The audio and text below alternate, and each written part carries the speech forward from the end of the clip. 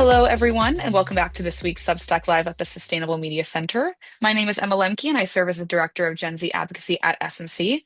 And I'm so honored to be joined in intergenerational dialogue today with two outstanding SMC community members, Rob Leathern and Imre Huss.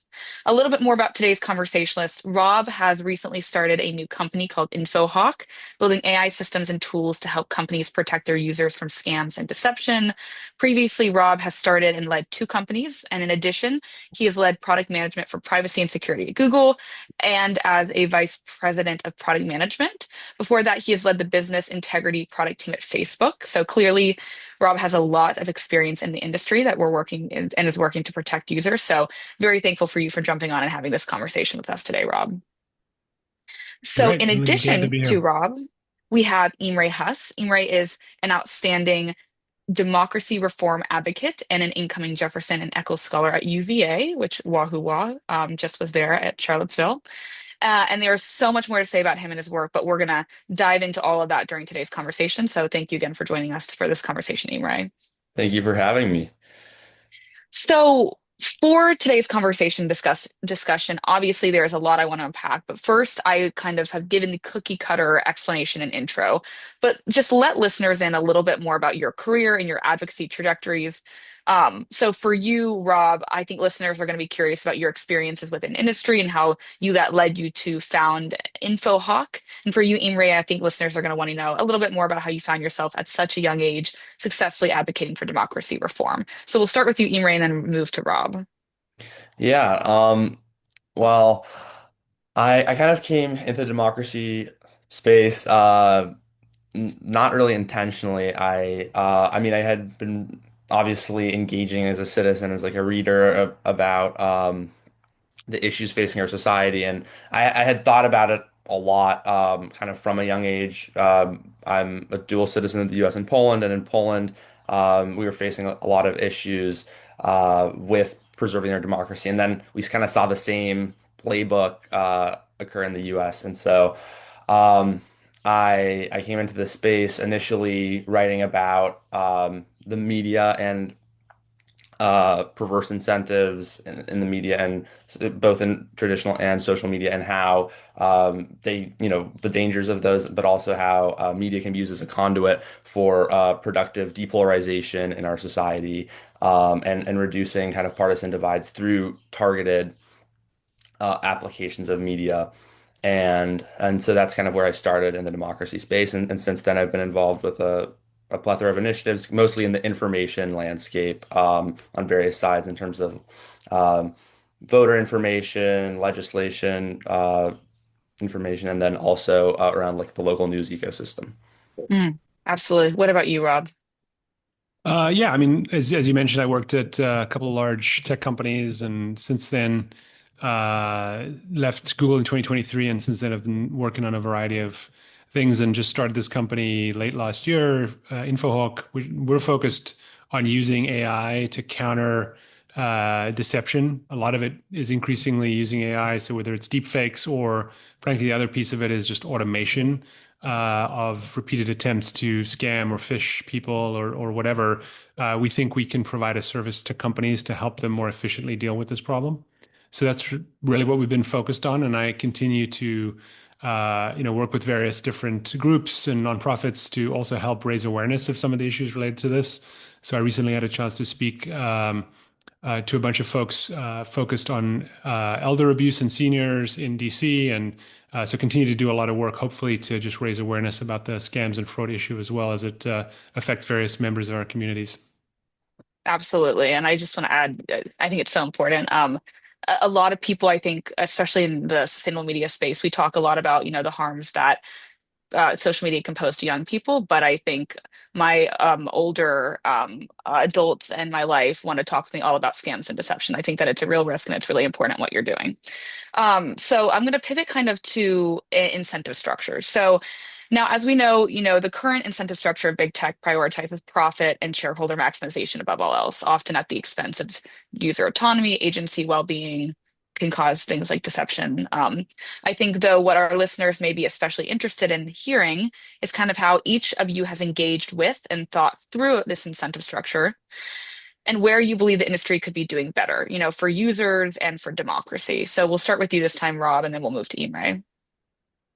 Sure. So one of the things I have also been working on, I started a nonprofit a year ago called Collective Metrics. It's collectivemetrics.org. And uh, I use the example when it comes to safety, I use the example of the Insurance Institute of Highway Safety, where back in the 1960s, you had a lot of automobiles. There wasn't really an objective way to measure how safe these vehicles were. So obviously, insurance companies had an incentive to have cars be safer because if they're not safe, Mhm. then they have to pay money out in insurance losses. And so for whatever reason, that's kicked them off down the path of trying to create some objective standards for car safety. And over time, manufacturers were involved in, oh, well, you're measuring this thing, perhaps you should look at it this way. Over time, Mhm. they eventually participated more and more in these kinds of tests, and it became something that some auto manufacturers would market. They'd market safer vehicles. It wasn't, perhaps early on it was defensive. There was the threat of regulation or government action, but over time, the incentives and the transparency and visibility of these initiatives meant that they actively participated in improving safety. So I think when it comes to online safety of various forms, whether it's ads, whether it's content people are posting, it's email, it's other things. I think there needs to be third-party objective accountability for platforms. How you measure whether something's good or bad or harmful to society is obviously a big, big question. There's a lot to unpack there, but I believe strongly that you need collaboration among civil society and platforms and consumers to get there. Mm, absolutely. What about you, Imre? I mean, obviously there are many factors that go into the design of these platforms, and there is an incentive for these organizations to structure them in a way that really does draw users in, and that can often lead to you know, greater polarization, greater division, because we see people's information spheres really start to diverge greatly because of this personalization that occurs. But I do agree with Rob that we cannot just like complain about this, or I don't think we can regulate it to that degree, right? Where we're saying we cannot have algorithms, right? We can't have customization. But I think cooperation with these organizations and also objective analysis, right, of the functions of the algorithms, the results that they're having, right, on trust, on people's media diets, on their ability to interact and engage with ideas, especially about our civic and political spheres of life. I think those could be very crucial steps into creating a social media landscape that is more healthy, that is allowing people to engage in a meaningful and productive way without restricting companies' ability to exist and operate right within like a reasonable framework. And Imre, as a follow-up, I'm just a little curious, like from your perspective, you're a senior, right? You're about Yeah. to graduate high school, or have you graduated? I'm graduating soon. Oh, yay. Okay, amazing. Um, Do you think that young people kind of are hyper aware of this? Do you feel as though young people have like a general understanding of the incentive structures that are at play? Because I know a lot of people I've talked to who are younger talk about, they're upset at attention maximization strategies and addictive strategies of these tech platforms. But do you think that they understand kind of the reason for why? I mean, I think there's a really wide range of understanding. It's kind of Mhm. hard to generalize across the entire group of young people, but um, there is increasing knowledge and there's increasing desire to I know many people like in like these log off movements, right? And then I think I participate in this myself, try to reduce their social media use because they feel Mhm. like it really does drive them down these kind of rabbit holes almost, right? Mhm. And they feel like their attention is being maximized, and it is something that like draws us in. Like, I mean, the word addiction might be a little bit strong, but there's a significant component there, right? Where people are engaging for too many hours and they feel it's not Mhm. healthy. And and I think we could start to see, and I think we are seeing among younger people definitely a reluctance to use social media as much as they were using it because they're cognizant Hmm. of the potential dangers of it. And so I think we could reach a point in which it becomes counter to the company's goals if we see enough of that movement of users to reduce their screen time, to reduce their engagement, because they might lose users, they might lose, total screen time, and Hmm. on the videos on their platforms. And so, um, obviously, the platforms are designed to engage, but I think there definitely is right now a backlash to that, and a feeling that there is like a healthy medium. Yeah. Any response to that, Rob? No, I think that's right. I think one of the interesting issues related to algorithms. So algorithms are increasingly important, and they're also increasingly inscrutable. So you don't necessarily know why did it select this. In some cases, you can infer, why it happened, but why was this piece of content selected? What are some of the Hmm. drivers? And it's also very difficult. It's I've talked to engineers about this. Like, well, I have a million row database I could, show the user. That's not going to be something that they can really understand. Or I could build another model that would explain why the prior model was showing them that content. It's still a hypothesis, but at least it could be interesting. So I think that there needs to be also this more discussion about explainability and understandability of algorithms, of the incentive structures that are driving those algorithms to do things one way or another. Um, because without that, without a more nuanced conversation, you end up in a discussion like, well, why don't we just make it a time-based feed instead of an algorithmic feed, which Hmm. unfortunately won't necessarily solve the problem. It's going to lead to other issues there because of the volume of information that is being thrown at us every day. So I do think it needs to be a more nuanced discussion, and that requires people from lots of different viewpoints, different demographic groups, et cetera, to engage in those discussions. Absolutely. And you kind of alluded to this, and we've talked about design. So obviously, both of you throughout this conversation, it's become clear that you have extensive experience or understanding of technology and social media, which makes me assume that there are, certain aspects of the digital world that particularly might frustrate you. So for me, for instance, I obviously push back against the addictive nature of the endless scroll. I think that as a young person growing up with that, it was very hard to regulate my own experience and to build healthier habits online. But are there any design changes either of you would make to strengthen the positive aspects of the online world or to help mitigate some of its challenges? What do you think should be done from the design perspective? We'll start with you, Imre, and then we'll move to Rob. Obviously, I have less expertise than Rob on the design of the platforms, right, and that structure. So I can talk more from like a user experience, right, from both my perspective and the people I know. I mean, there have been uh, tools that have been implemented, right, in the platforms, it's like screen time restrictions. There are things that you can consciously do to, like, as you said, stop the endless scroll, right? Especially on, I think, on Instagram, you're able to do that. But there are also, and I think this is a little bit more like idealistic, and I don't know what the feasibility would be of implementing this, but allowing for content filtering that like maybe brings you only verified sources, or can have your feed have options to have your feed be more mixed. And obviously there are now, especially again on Instagram, you're able to like select areas of interest for yourself, and that your feed can adapt to that.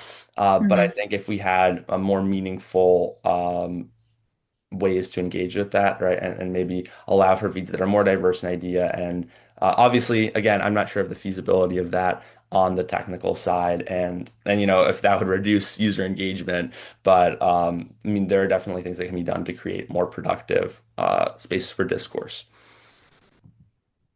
What Yeah, I about you, think Rob?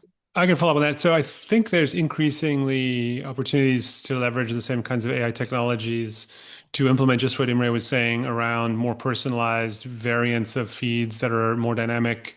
I do have a minor worry that like where this could go is, everyone has their own personal filter they pay for, and it then becomes just another place where, the haves and the have-nots are separated with respect to their access to information. So that's something to Hmm. keep an eye on. So I think that's one thing. The other thing I found useful, when I was at Google, we worked on something called the age-appropriate design code in the UK. One of the things it had in there was something called bite-sized notices, which was essentially trying to explain privacy concepts to kids in a way that made sense to them and was age appropriate, as opposed to, you often have platforms having these dense privacy or terms of use notices that are written in, college level text, as opposed to things that are actually accessible to people. So I'd like to see more work on that and actually, research-based design focused efforts around that, and see more of that being a way to help people understand concepts and understand the comprehension of concepts. Because if you create tools for people to change their behavior and they never use them or they don't see them or they don't know that they exist, they don't know how they function, that's just as useless. Absolutely. Yeah, and I did work on the California Age Appropriate Design Code years back. And I agree. I think that's a great template to use in terms of increasing understanding and accessibility to the online world for young people in a specifically like a safer way. So, at the end of this conversation, that's where we're wrapping up, but I usually like to end on a techno optimistic note. So I'm going to ask both of you, what gives you hope in today's social media world slash landscape? I know that for a lot of people in the tech advocacy space, it feels like a David and Goliath situation. It feels like you're up against such large companies. Oftentimes I think a lot of young people feel it. I think addicted is a strong word, Imre, but feel kind of lost within their feed. What kind of makes you all excited about the online world and the online space that we inhabit right now? We'll start with you, Rob, and then we'll move to Imre. I mean, I get excited when I have meaningful conversations with people who, and I have those at least weekly, if not a few times a week with folks from lots of different perspectives. And so I just believe as long as we keep talking to each other and exploring these concepts, and people don't feel like they're in a bubble and have no resources, I feel optimistic. So I'd really just lean on people and come back to that. And I think the other thing that I take that makes me optimistic is talking to kids, whether they're my kids or other folks' kids. There really is, I think, a lot more understanding of some of the related concepts than perhaps I would have thought. Having been a kid myself at one point. So I do think that there's lots to discuss, and I think the more we can engage, as you folks say, intergenerationally, I think the better. Wonderful. Imre?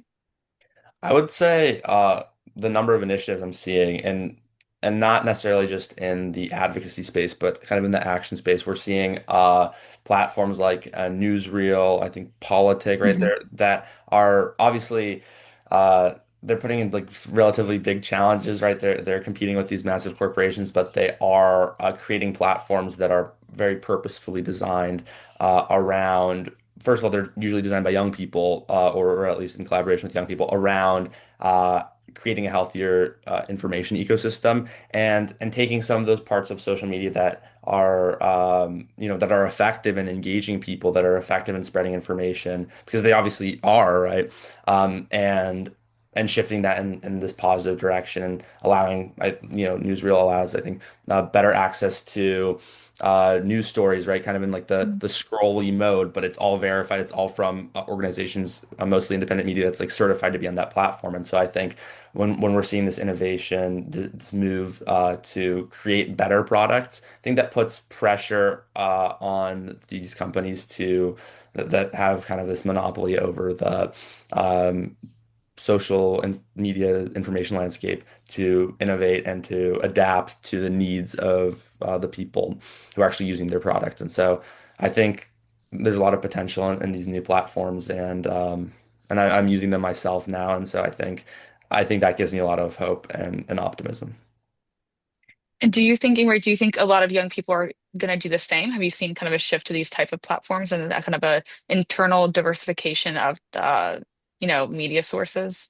I definitely think there's been a deliberate shift. I mean, I think it's going to take a very long time to reach all young people, but for people who are thinking about, who have taken that first step of saying, I don't want to be spending so much time on my device if it's not going to be productive for me, right? If there's no like deep value from it, then they're looking for other options, and I think there has been a greater engagement overall in alternative platforms. Wonderful. Well, I just want to thank you both for jumping on today. Again, we value intergenerational dialogue so much, and I agree with you, Rob. I think that that's the path forward. So we are always in continued intergenerational conversation. So to all those listening, thank you for tuning in today, and we will continue to speak with you again next week. So thank you, Rob and Imre, Thank Thank you. you.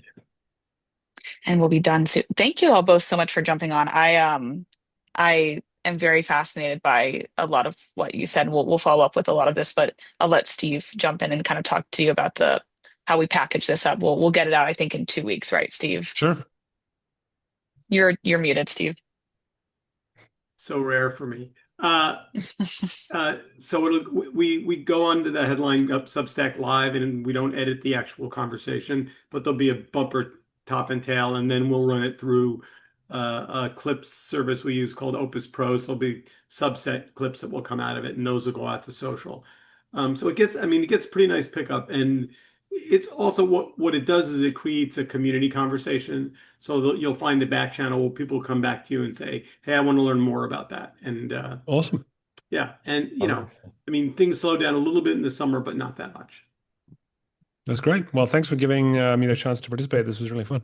Absolutely. Wonderful. Hope you have a great weekend. Bye, All right. everyone. Have a You nice too. holiday.